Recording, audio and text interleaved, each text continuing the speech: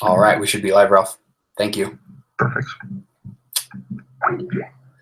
All right, welcome, everyone. Welcome to the first ever Bootstrap Software Summit. Andy Drish here, your host for the next 4 days. And thank you for your patience. We're having a couple technical problems getting this up and off the ground. Welcome. If you guys are joining us, we're rocking this all on Google Hangouts, so there may be a 1 to 2 second delay. Just so you guys know. So if we're asking for comments and interactions, we might be a minute or two behind on those things. So welcome. Thank you all for joining us. We're going to get going live here with Dane in just about 10 minutes or so. And in the meantime, I wanted to talk a little bit about how you can get the most out of this summit if you're ready to get started with it. So one of the things that I think is so critical for entrepreneurs who are getting started in business is the idea of immersion, of immersing yourself in learning something. And I think what happens is that when you start immersing yourself with the topic or an idea or some sort of obsession, you begin to see the patterns and the trends that matter. Topic or an idea or some sort of obsession. You see the trends that begin to matter, and you start all of the magic that comes from starting a business or learning something new. All of the magic goes away, and you begin to see there's actually a process. It's not so crazy or mystical or magical. There's actually a logical, linear process. And I tell you what, if you guys listen to these interviews over the next 4 days, you'll start to see what that process is if you want to bootstrap your next business. So if you're bootstrapping, if you're anything like me, you didn't grow up with much money, you didn't grow up with parents who could teach you these things. I remember being in college and our professors were teaching us entrepreneurship, but yet the professors had never started a business in their life. And that's not the case. That's with this summit that we have coming up. We have 30 some of the best entrepreneurs in the world who bootstrap stuff. So Dane, looks like we've got you on. Hi, Andy. Good morning. How you doing? I'm great, man. Thanks for setting this up and having me be a part of it. Totally. Everyone listening, hello. Sorry to be late. What's up, everyone? So I'm going to be refreshing the page on here. Caleb said we've got about 100 people on here. What's up, everyone? Whoa. Great. Yannick says it's working now. Arkern says it's working now. Awesome. All right, we've Ken Clark, Flynn, Say Lee, Caleb, Ken. All right, we've got a bunch of people in comments, Dane, and I'll be relaying those to you. But guys, for the most part, what we're going to do over the course of the next hour is talk a little bit about Dane's early business, Paperless Pipeline, which is what really got the foundation started. I mean, you've done a handful of things along the way, but that's been like the main driver. And it was after that one where Foundation got launched, when you launched the Bootstrap software, or when you launched the Software Roundtable. Which could have been called the Bootstrap Software Roundtable. It could have been called the Bootstrap Software Roundtable. It would make sense. So we're going to be talking a little bit about that journey and that process to really go through the nitty-gritty details of what that is. And then if you guys are listening tonight at 7 p.m., we're going to be going live, and we'll be covering how Dane was teaching monks to make money in a monastery. And if these monks can make money from a monastery, wherever you are at, I've got a good feeling that you can do the same. So Dane, let's get started, and let's talk about why did you get into entrepreneurship in the first place? Where did it all begin for you? I don't know. I mean, I got fired from every job I had, and no one would hire me. I had 9 job interviews after college that I can remember. And, you know, the job interviews would ask me questions, and I just answered them very honestly. And so they wouldn't hire me. It's like, you know, ask what your weaknesses are. Like, I wouldn't try to be strategic about, oh, my weakness is that I care too much, you know. I'm a whatever, like, yeah. I'd be like, oh, I forget things a lot, and you know, I'm pretty unorganized, and you know, like I don't remember saying things like that, but I might as well. You know, if they asked me to tell me about myself, I'd be like, well, I have a girlfriend, I have a cat, I like to play guitar, and they're like, what? So you didn't get hired? No, I didn't get hired. I wasn't built for the corporate world, and I had a corporate go around, right? I worked for Ernst & Young. I worked for the top corporate environment, One of the patterns of me is that like whatever I've done, I've decided that I really want to just become like go to the top with it. And so that's not a matter of my intellect, although it could help. I just choose to be the best at what I want to do.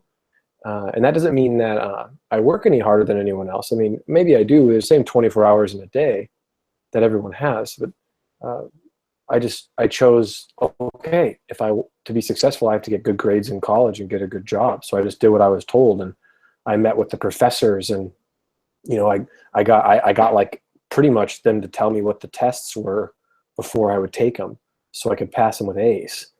And then when it came to the business world, I did the same thing.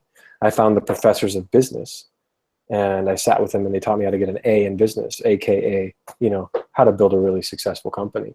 So the pattern is I've just been working my butt off, finding really successful people.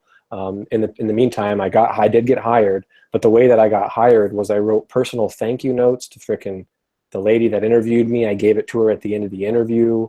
I just researched and did all the extra stuff, and then I went and interviewed at Ernst & Young. I interviewed the 3 partners there, and there were like 20 kids or something getting interviewed, and they were only going to hire 3. So as soon as I went through those 20, I went and did handwritten notes to each, I typed notes, but very personalized notes to all the 3 partners, mailed them that day. And Ernst & Young called me, hey, look, man, we hired all the 3 guys. There's no room for you, but they really liked you. So you have your choice of Minnesota or St. Louis. I was like, whoa, I'll choose Minnesota. I like hockey, right? And then they said, well, okay, so you'll go interview up there, and then they'll see if they'll hire you. And I said, I don't want to go drive up there for the chance to not get hired. I'll only go there if it's guaranteed that I'll get hired. And they're like, okay, right. And I don't know if a lot of people would have the chutzpah to say something like that. Now, the story of me getting fired from Ernst & Young is even more dramatic, and you've heard me tell it a bunch. I don't know if we need to tell it again. People have probably heard it, but the long story of this is like one of my best business mentors. I went to an entrepreneur expo. It's the same patterns that I did as an employee to become successful as an entrepreneur. And anybody listening that may be employee or may be entrepreneur, I just want to encourage you and say that you can really do whatever you set your mind to. If you went to college and got a job, it's because you were probably thinking about doing that for so long, because people told you to do that so long. If you just set your mind to something, you can do it. Just as learning to be an entrepreneur is really no different than learning to be an employee. The mind acclimates to the world of entrepreneurship. The mind acclimates to the world of being an employee, but the patterns are pretty much the same. So this all kind of leads up to starting that first software company that we're talking about, Andy. But the thing is, when I was at the Entrepreneur Expo, I met 5 entrepreneurs that were like $10 million companies, and I took photos with all of them. I went home, printed the photos, got picture frames from Target. It's a pain in the butt. Put all the pictures in, put the frames in, wrote handwritten notes on each card, and I said, P.S., please call me when you get this to make sure that so I can be sure that you saw it. Right, direct response marketing in the handwritten letter. And then out of the 5 I sent, 1 called me, and he became a business mentor of mine that has dramatically influenced my life. And you actually met him. You actually got to walk around his factory. And that was using the same process that I got hired at Ernst & Young to get my first business mentor. And, so let me see, you were at an entrepreneurship expo. You saw 5 of the most successful businesses there. You figured out who they were. And then you took out their information and you wrote them notes to each one of them. And what'd you write in the letters? Something that I really either liked about them, or something they told me that I really liked, or something I admired about them. Really like a sincere letter. If you're like an 8-year-old kid, you'd be like, I really liked this thing about you, and I made sure that I ended up picking a mentor that was married and not divorced. Because a lot of these guys were divorced, they're cheating on their wives, they don't have very good families. So I made sure that I picked an entrepreneur to be my mentor that had a really solid family. Totally. So let's talk for a moment. You said you found the professors in business. How did you find? Where'd you find them? It takes a while, eh? How long did it take for you? It's a while. Yeah. Sifting through so much garbage, seems like. I got pretty good at smelling garbage online. Mm-hmm. AKA the Warrior Form. The Warrior Form's cool, but God, there's garbage on there. just a cesspool of garbage. And there's like 3%, maybe 3-5% gold on there, 7.5. I don't know. Anyway, it's not much. For either of our experience, we're not stating truth. We're just stating our experience, people. So I came across the guy on there. You could tell the guys that knew their shit. Excuse my language. You could tell the guys that knew their stuff on the Warrior Forum. And so, they could just the way they would write. You could just but you'd have to read a bunch of stuff, right? Before. So I came across this guy named Willie Crawford, and he was talking about how he's making all this money. And I was looking at his sites, and they're just so butt ugly. And I would be so upset. I'm like, how are these ugly websites making money? This is frustrating me like crazy. Mm-hmm. And then, I'm learning this whole world. And then, later one of my friends, Vishen, the founder of Mindvalley, he eased my mind when he said, better design is now trumping copy in his split test. If you have a better design, you'll have a better. I was like, oh, thank God the world is catching up to this. Wow. But, yeah. So Willie Crawford, and then listening to Willie Crawford, he was talking to a guy named John Reese, and John Reese mentioned Perry Marshall, and then I went to Perry Marshall, and I just started devouring, and I felt like I'd found the Holy Grail as soon as I found Perry Marshall. Interestingly enough, 10 years later, I could call Perry an acquaintance or even a friend. Which is incredible. He invited me to a conference that he was going to once, and he's just a great guy and really, really awkward dude, which most direct response copywriters are pretty awkward. It's like, all right, I'm a social outcast. People don't really like me, but I'm going to figure out how to put words together in such a way that gets people to take such an action, which is pull out their wallet and pay me. So Perry's do that. Perry's got like, talk to anyone. Yeah. Well, Perry's got like a Hawaiian shirt on, and he's just kind of a weird dude, and he would probably be highly esteemed to hear that. And but I can't say for sure. But yeah, so I met Perry, and then through Perry, then I found Dan Kennedy, mm-hmm. And then through Dan Kennedy, it just started going like this. And about 1.5 years into Dan Kennedy, then I meet John Carlton, and then I find you. At this point, so you're learning all this stuff. Are you just studying it? Are you implementing it? What are you doing from a business standpoint? Are you working? Well, ideally, you find a product that you can sell, right? So I had to buy products. I had products. I was 24. I had, the process that we teach for making products is, you find painful problems. So I found painful problems. I asked the real estate companies. This all leads up to Paperless Pipeline, right? It's kind of like I'm in the practice field, and then Paperless Pipeline is like the Super Bowl. The business just it's such an incredible business, and so all this is preparation for Pipeline. And I had 2 or 3 products at that point. So what I would do is I would read these marketing gurus, and then I would take one of their tips and I would go use it to sell the product. For people that are first-time entrepreneurs, like, well, God, what's a product you were selling? Well, yeah, a recruiting product for real estate companies. So if you're a real estate company, your primary focus is that you want to recruit real estate agents into your office. That's your biggest moneymaker. Your second biggest moneymaker is retaining agents. So I'm not passionate about real estate, but I understand the company owner perspective. So I provided a just a simple WordPress template tailored to real estate companies, sold at like $100 to $200 a month. It was a cash cow. And I could sell it that way because of everything I understand about marketing. And I found out the product idea by a broker just telling me it. And I built it by hiring a designer to build a really simple 2-column website. And the content that went on the website was all the DVDs that a RE/MAX owner had. So one of the brokers, he sent me a DVD. He's like, turn what's ever in this DVD into a website. I pay $100 a month for this. How did you meet this guy? This guy was my uncle. Okay. And he, I mean, it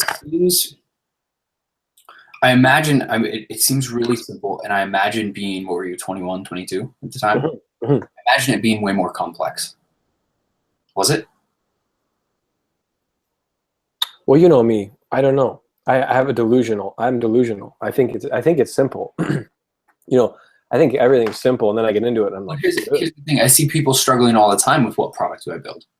well, that's because they're not talking to customers. Can you say more? Well, if you're struggling to come up with an idea, I would just ask you, how many people are you talking to about the problem you want to solve? And they just get blank in the face. I mean, yeah, if you don't have a product idea, it's because you're probably not talking to someone who has a painful problem. You just sit with someone and have a, it comes back to the monks. Tonight we'll talk about how the monks did this. And it was hilarious. I'm calling from a monastery, and like they're cold calling. They got zero rejection. Nobody rejected them. And it wasn't because they were calling from a monastery. It's because of the approach we use. But when they say we're calling from a monastery, the person's like, "What are you talking about? A monastery?" But it still worked. It still worked. We'll talk about that tonight. It's just a matter of when you find like Andy, like, how would you describe the experience of when you figure out, oh, it doesn't have to be this hard. All I have to do is X.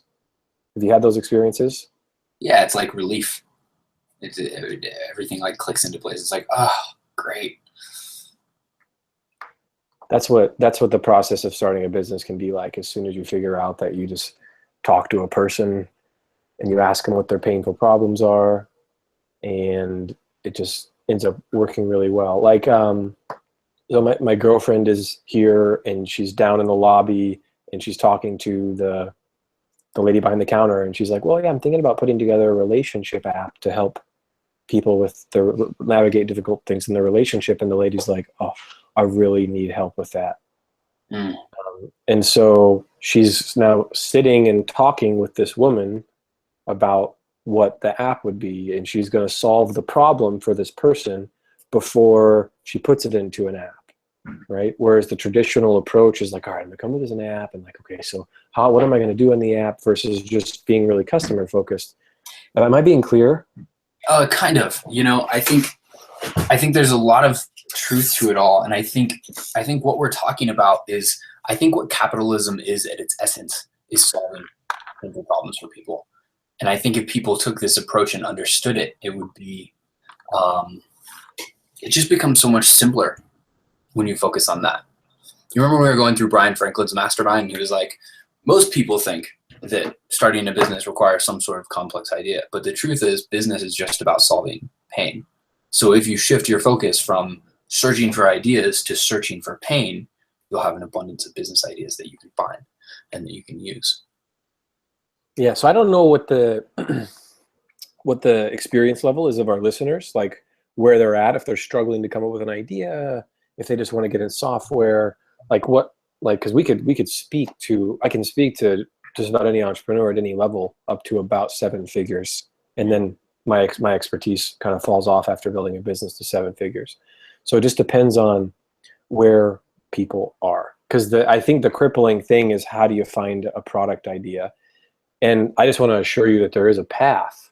And once you see the path and how easy it can be, it just, that's that relief that I think that, when you had your first experience. And Paperless Pipeline is the business that we wanted to talk about. But I think some of this background is really important. And so Paperless Pipeline was the 7th software product that I built. And it was the scariest one that I built. I was freaked out a lot when I was building it. And I didn't come up with an idea. Before you go there, 1 second. So seventh product that you built, take me through recruiting Ninja Piece of like, where did that business end up? How much did it grow to? How long did it take? Oh, I maybe made $500,000 over the life of that business. Over the life of that business. Great. And how long were you building that for? Or like, how long did it take your energy? Well, yeah, okay. This is a good question. This is where it gets complex. Thanks, bro. Like, this is where it gets a little complex. So there used to be a website called rentacoder.com, which is now called vworker.com. Ugly site. The site was ugly, uglier than Warrior Forum. But you could post a job on there and get developers. So I hired a developer from Russia to build the first iteration of this product, and the developer's like, oh, it'll cost me $3,000. to build this for you. And I was like, whoa, I don't have $3,000. So I went back to my uncle and I said, Rob, I have a proposition for you. How about you pay for this entire product and I'll give it to you for free? He's like, well, it'll be $100 a month. I'll make my money back in 2.5 years. Okay, I'll pay for that. So he financed the product as a first customer and then got it free for life. I ended up using that model a few more times. And that became the model of the foundation. Find a customer, find a painful problem, get them to fund it, and then give it to them free for life. Now, since we've got better at sales and marketing, we don't actually give it away free for life now. We'll actually get money up front and still charge people. The Rent-A-Coder process was about 3 months, I think, to get the product built. And all these questions come up when you start to build software, like what goes on this page, what goes on that page, what goes on this page, what goes on that page. And every time I'm like, well, I don't know, let's just try this. And then we try it. And then we show my uncle, and he's like, well, we need this or this. So it just becomes a process of picturing what the finished product looks like. In software, what does the finished product look like? That's where you start. Well, you start with the painful problem. You get the finished product done, just like you did for your awesome software company that you're building now, Andy. Mm-hmm. And you get the finished product looks like, and then you just one day at a time work with a developer until it gets built. Mm-hmm. And questions come up, and you figure it out. Beautiful. So that was Recruiting Ninja. Dude, there's one time with Recruiting Ninja where you have like Chargeify.com. It's so much easier to build a software product today than 10 years ago. Andy, when I was building it back when I was 22 in my parents' basement, we had to like custom code recurring payment solutions. So I'd have to custom code a job to fire it. I said I wanted to make money in my sleep. So I set that thing to run between midnight and 5 a.m. so I could say I'm making money in my sleep because I'm reading these books where all these punks are like, I make money in my sleep. And I was like, screw you guys, I'm going to make money in my sleep too. So I set that thing to go at night. But then like what happened is some credit cards would fail when you put them in the system. And so I hired a developer from Australia to fix it. And he comes in and he says, what's this crappy code? Who built this? I'm like, I don't know, some lady from Russia. And he's like, dude, your credit card variable is the letter A. A equals. Why would you do this? Like, well, what should a credit card variable be? He's like, how about var credit card? Oh, yeah, that'd be a good variable for a credit card. Like, I didn't know what I was doing. But you don't have to know what you're doing. The one thing that you need above anything else is one customer with one pain that wants to pay you. Once you have that, all the other details fall into place. If you focus on one customer, one pain that wants to pay you, everything else falls in place. So these problems that come up, who cares if the problems come up? You've got the biggest problem solved. You have the customer. So we're sitting there trying to decrypt a credit card. It's like 2 a.m. and I'm on Skype and I'm like, oh, it sucks. I'm so tired. And we find out that one of the, if you put the string variable just right, it'll put something that cuts or truncates the variable or whatever. And so like, I had no idea what was happening, but I was just talking to this developer in panic the whole time. Like, I don't know what's going to happen. And he fixed it for me and everything was fine. And then I went to bed and well, here I am today alive. But I've always often joked that my net worth rests on a few lines of code. Why keep building different products? Why go on to build something bigger? I think I was insecure. I think I finally realized I was just really insecure. Like a product would start getting really successful. I was like, oh, this is a little too successful for me. I'm just gonna back away from it.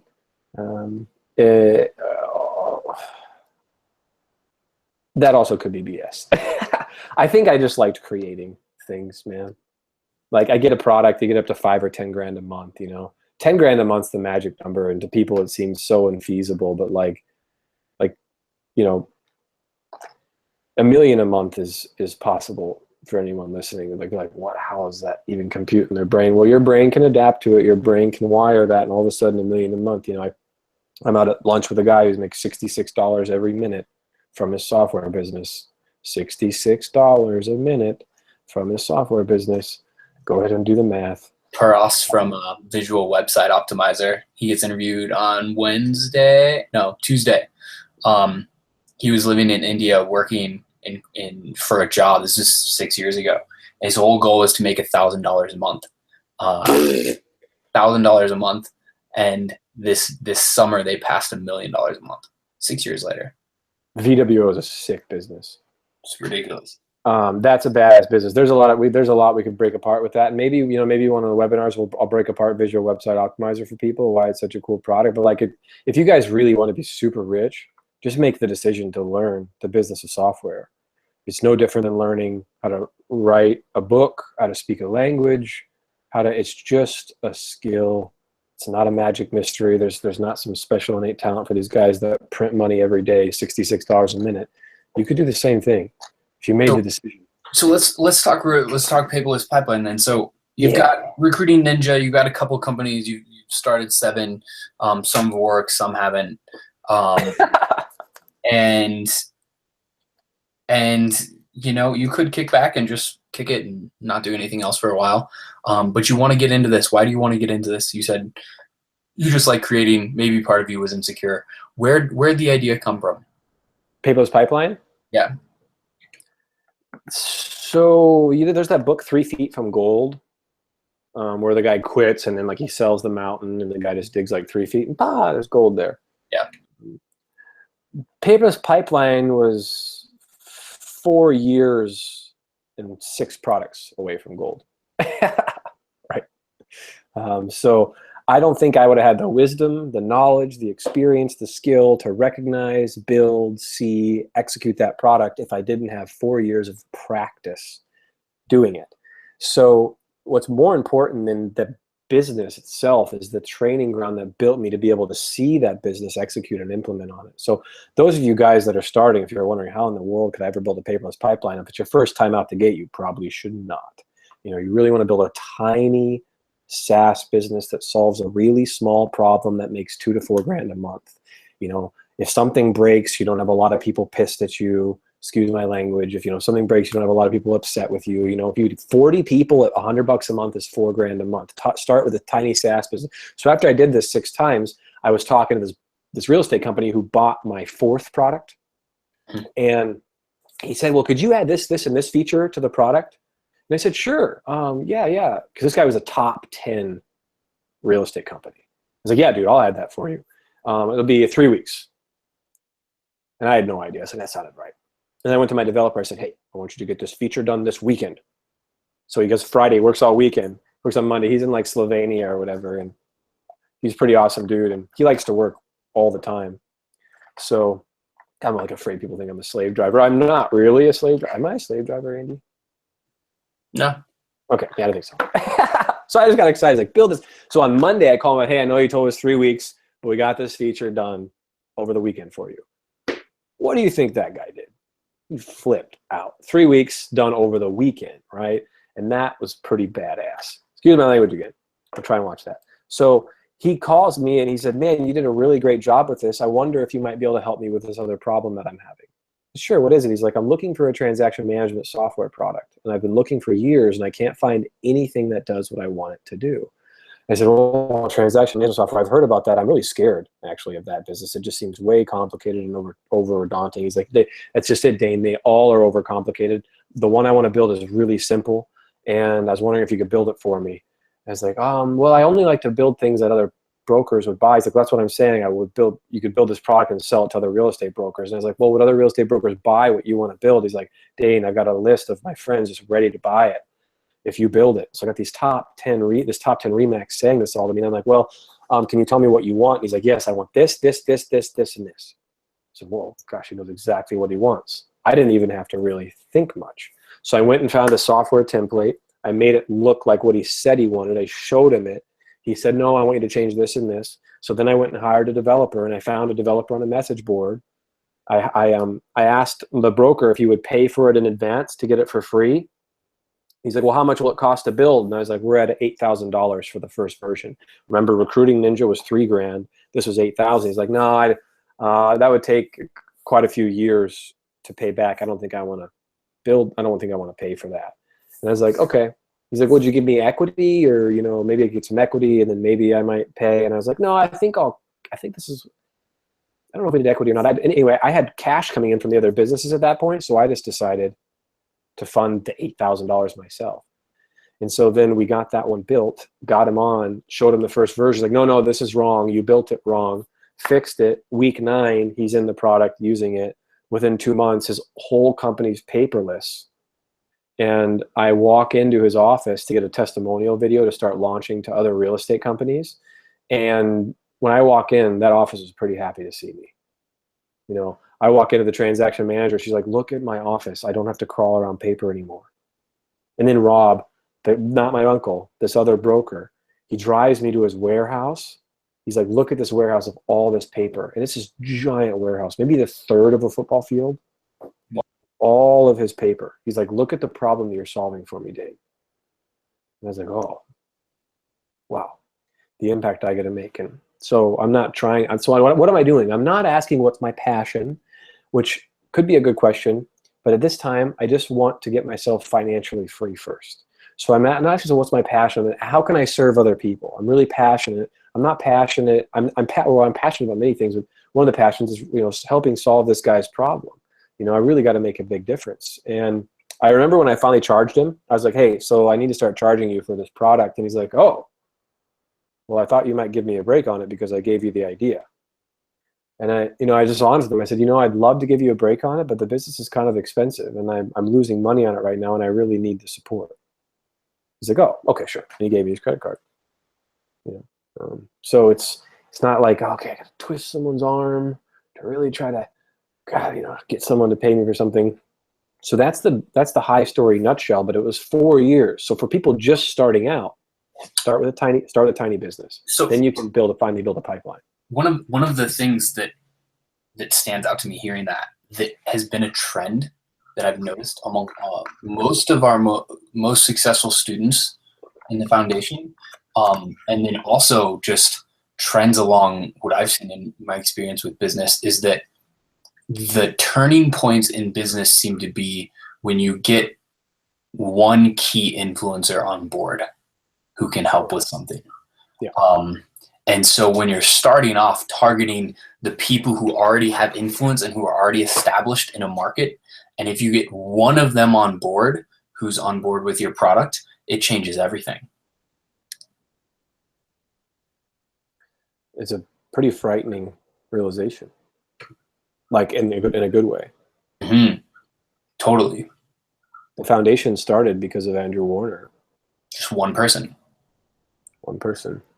So then, you know, the naysayers might be like, well, how do you get Andrew Warner? Well, one of the things that you can actually, what's that? What the 4 years leads up to. Yeah, the 4 years leads up to, this is, yeah, we're talking about a whole different change in your life here. Well, maybe not necessarily, but it's like someone was on the phone with me once and he's like, so how long is it going to take for me to get financially free? And I was like, probably 2 years. 2 years for you to have control over your income. And that's just the way it is. If you try to take it's the way it is in my experience. If you try to take shortcuts before your brain is developed around this, it just takes a while. No matter who you are, it takes a while for your brain to adapt to this new world. Mm-hmm. You know, it's like if I gave you a Porsche and you've never a badass Porsche, like the one that unfortunate good-looking actor Paul Walker died in or whatever. Like if I gave you a Porsche before, you know, that guy was like driving too fast or whatever, before you're ready to drive it, you could seriously injure yourself, right? So the foundation teaches you how to build the Porsche before you get into it and how to drive it before you just go sit in a Porsche. And that is the neural structures of your brain learning to update. So if you're starting from zero, you build the neural structures in your brain to think differently so you get in that Porsche and drive it. See, I've built the Porsche in business, so I can just get in it and drive it full tilt whenever I want. But we need to help you guys build the Porsche. And building the Porsche is a set of things that you do daily to acclimate your mind, acclimate your body, acclimate your confidence so that you become the kind of person that does it. I'm doing the same thing now in music, Andy. I'm about 10 or 11 months in. It's pretty frightening. And I start out in music and I'm like, how in the world anyone ever going to want to listen to me? Like people are doing me a favor if they listen to me. Like, so how many people can I find that'll do me a favor and listen to me? Mm-hmm. You know? And then I'm getting to a point where I'm like, oh, I'm starting to feel that, yeah, it'd be a privilege to possibly listen to me. Yeah, something like that. more like I understand why people will listen to me now, but it's taken 10 months. I'm building my neural structures in music, which is a whole different ballgame than business. Same thing though. So tell me, let's go back to Recruiting Ninja for a moment, because you get the product up, you go into the office, in a few months they're using it. How did you were still losing money on it at that point? You said it was expensive to run. Where did you start getting customers from for it? Well, I never lost money on Recruiting Ninja. Or Paperless Pipeline? Paperless Pipeline was funded by the other companies. I was building 3 products at the time I was building Pipeline. I remember that. I was freaking out. Because I just love to build products. And the whole time I felt like everything was going to fall in. Like every day I was like, oh, this is the day everything's going to fall in. Well, if the law of attraction was true, then I think the law of attraction is probably true. I had like a greater feeling of success than like the impending doom every day of, everything's just going to fall in. You just keep taking action every day and you get another customer, you get another customer. So Paperless Pipeline took, I launched it and started building in February, get it in the guy's hands, or January, get it in the guy's hands the end of February, beginning of March. And then we just start onboarding one customer at a time for free, knowing that they'll pay for it soon. Because I was thinking really long term with Pipeline. I had the benefit of thinking long term, and I wasn't as good at business as I am now. I may be bad at business again because I haven't practiced in a while. I wasn't as good then, so I got brokers on one at a time, and I'd ask them what features they would need. So we just keep add a broker, add a feature, add a broker, add a feature, add a broker, add a feature, add a broker, add a feature, just one at a time. And then in September, I launched to the whole real estate RE/MAX community, and I just created a freaking storm of interest for the product. How'd you do that? Well, just using the principles of direct response marketing on a really, really high level. So there's like 8 real estate transaction management competitors. For those of you that you have competitors, but mine was the only product positioned as a company to help you build a mobile real estate office. The other products were like, here's my real estate transaction management software, and it's like, well, that's not what the real estate company cares about. They care about a mobile real estate office. So what happens is I took all the trends of 2008, because that's when I launched Pipeline. The real estate market crashed. My income tripled the same year of the recession in an industry most affected by the recession. So those just thinking that your income is dependent on the economy, well, mine has not been. It's a direct effect of the skills that I take control over. So those of you thinking, notice where your thoughts go. If your thoughts often go to a place where you don't have any control, like, oh, it's the economy. Entrepreneurship is really about taking control, back those thoughts, and thinking about things where you can have an element of control. Mm-hmm. And then when you get into an intimate relationship, forget everything that I'm saying. So in this instance, well, that joke was kind of funny, so I lost my train of thought. What were we talking about? How'd you get the storm of people to? What I did and how I did it. So how I did it was by training in direct response marketing. So I got my direct response. I've been 3-4 years of training in direct response marketing. Right now, you could probably do this in 3 to 6 months. You could probably be able to do what I did in 4 years if you follow a really fast path. Foundation happens to be 6 months. And yes, I'm plugging the foundation right now for those of you listening. So what happens is I took everything I knew. So I took an industry tragedy that's on the minds of every real estate company, the real estate crash. I took the thing that was going to separate those that succeeded and those that failed, and I positioned that. Then I talked about a top 10 real estate company and what they were doing to pivot to survive and thrive in the new economy. So when I launched this through a webinar to like the 3,000 real estate companies. And the webinar was... Where'd you get the 3,000 real estate companies from? An email list. Cold email list. Cold email list. Yeah. 2008 was a little bit of a different time. Mm-hmm. Now you'd use products like our very successful student, Jeremy Chatelaine. You use products like QuickMail to do one-on-one outbound emails. Yep. But back then, I was able to just email real estate companies on a whole. And I was able to do that because I was emailing such compelling content to them. Mhm. I would go to the real estate conferences by Remax, and most everyone there would know my name. I'm like, you're the guy that sends those emails. God, are you writing those just to me? Yeah, I'm writing those to me. My office staff forwards me your emails because she thinks you're writing them to me.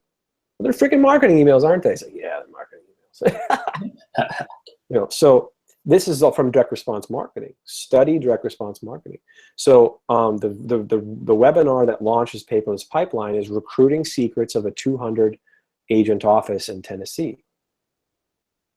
Recruiting secrets of the real estate crash of 2008 has affected real estate offices everywhere. Some are dying, some are having to reposition. Oh, I want to come and show you what one of the top Remax offices is doing to pivot their company to succeed in the new economy.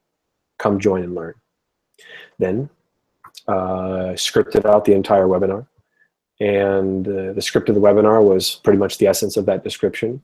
Then it got into the way that he's thriving is he's pivoting his office to become bricks and mortar to becoming a mobile company. Well, how do you become a mobile company? Well, you need an effective transaction management solution, Paperless Pipeline. And then through that. I think so. If you're listening to this, one of the things I think to pay attention to is I think what's happening underneath the surface here is asking the question of what are you actually selling to people? Like, what is it that you're actually delivering at the end of the day? Because while you're building transaction management software, that's not what you're selling. Yeah. That's great. That's a great distinction. So yeah. How are people doing on that? Are people encouraged by this? Or so everyone listening, can you just like let I know, are you feeling encouraged? Are you feeling confused? Are you feeling like you're happy you got on this? Are there any specific questions or like what's that? You can post in the comments below and I'll refresh this. We've got about a minute delay for it to actually start going. So yeah. And we've got about 10 minutes left. Well, Andy, what's your feedback for me? How has it been for you to hear me talk? Is there anything that you've been wanting more of? Oops, am I muted? No? You hear me? No, I hear you great. Okay, great. Sorry, I was just looking at the numbers here, or the questions. I'm digging it, dude. Okay, good. I'm glad. Yeah, we went, it's been different than some of the other interviews, because the other interviews have been like, okay, this piece. We went through some. Well, yeah, and I want to say that, in some of the interviews, you may start to seem intimidated, like, that guy struggled for 2 years to build a software product, or that guy spent $100,000 to build a software product. Don't listen to those guys. They have no idea what they're talking about. Totally. If you spend more than 12 weeks to build your first version, you're doing something that's just a little bit, with some nuance, with extenuating circumstance. Like your first tiny SaaS business, you want to get built in 12 weeks, right? So for those, if you ever feel scared by anything that any of these big software companies are saying, sit with it for a minute and see why you're scared. And I just want to assure you that there's a more calming way to do it than probably some of these guys that laid it out.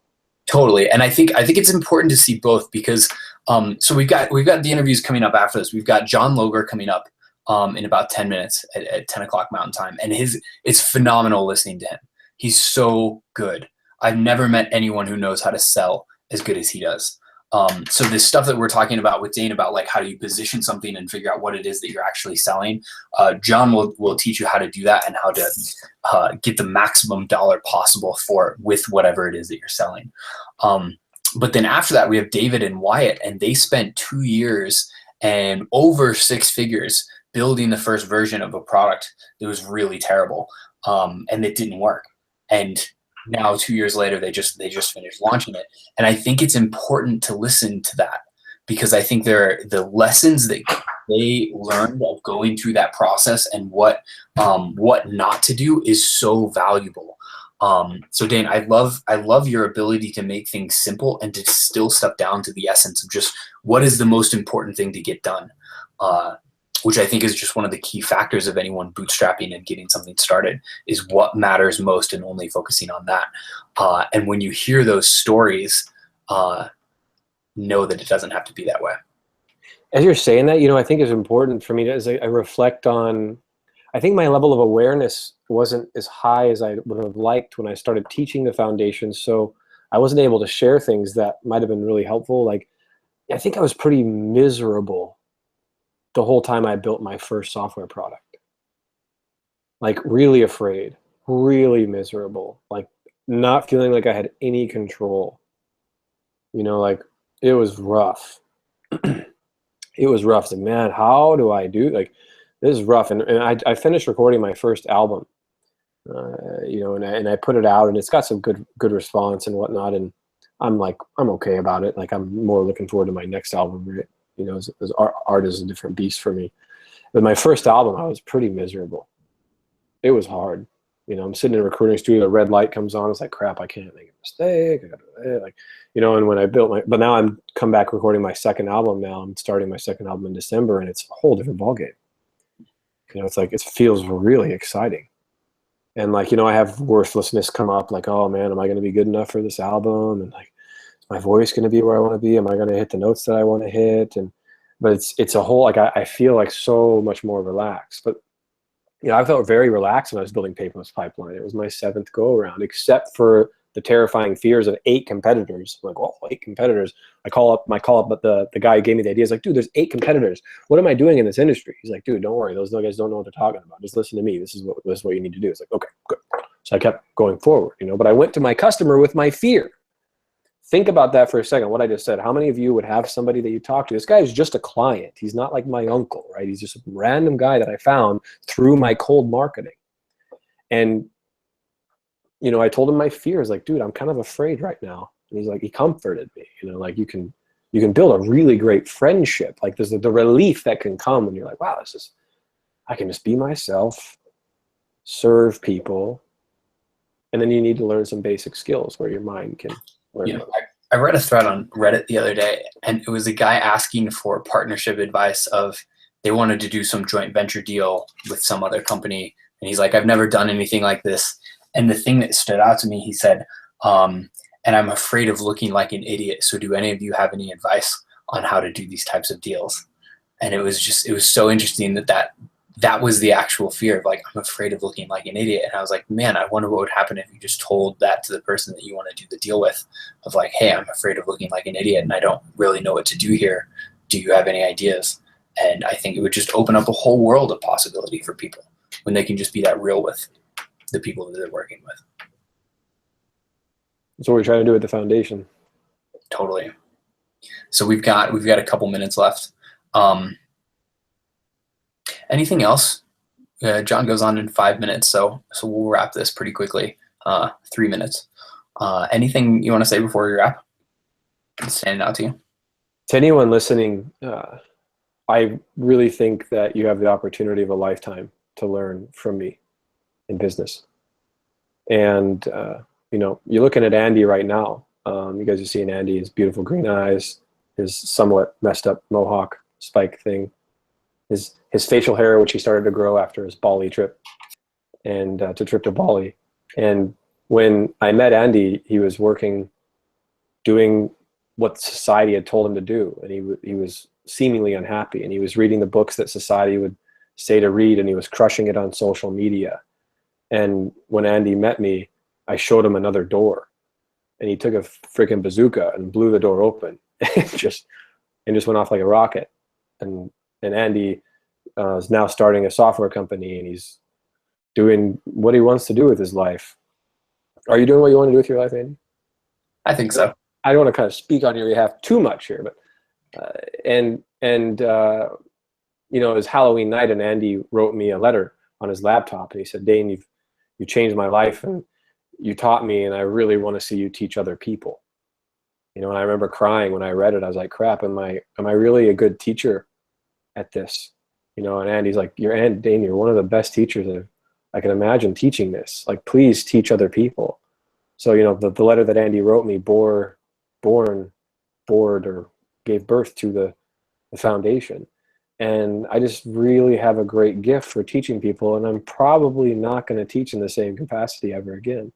I may with a webinar once, but like full-time for a class, you're not going to get access to me again this way. And so I'd love the chance to teach people if you have the desire to learn business, I would sincerely encourage you to spend some time with me and just enjoy the ride. The first software roundtable, there's one student in there that we've never talked about in the marketing because he's super private, and he's in Vietnam or Thailand, and he's got like a bunch of little businesses, and he's just doing really well for himself. And he was this burnt out graphic designer when he joined the software roundtable.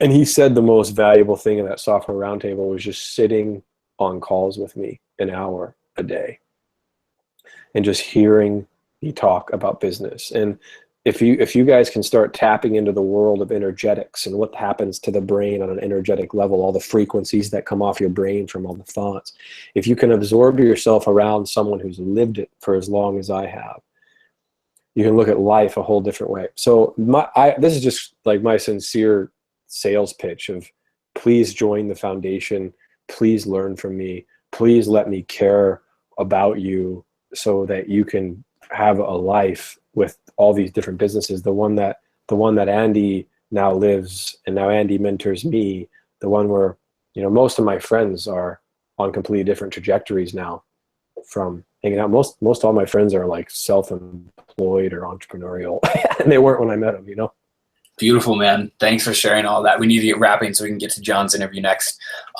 If you are interested, there's an apply button on these screens. And join us for these next 4 days. We've got a ton of great content coming up. Mark on your calendar 7 p.m. every night. We'll be doing Hangouts tonight. We'll be talking about teaching monks to make money. Tomorrow night we'll be with Andrew Warner. The night after will be John Loger live. And then the last night it'll be me and Dan. We'll be talking about the top lessons from this summit. What are the most important things that you need to do moving forward for your life and for your business? So thank you all for checking this interview out. On the right-hand side of this screen, you'll see a button for John Loger. If you click that, it'll take you to that next interview. Dane, thanks for coming on this morning. Thanks, guys. See you guys.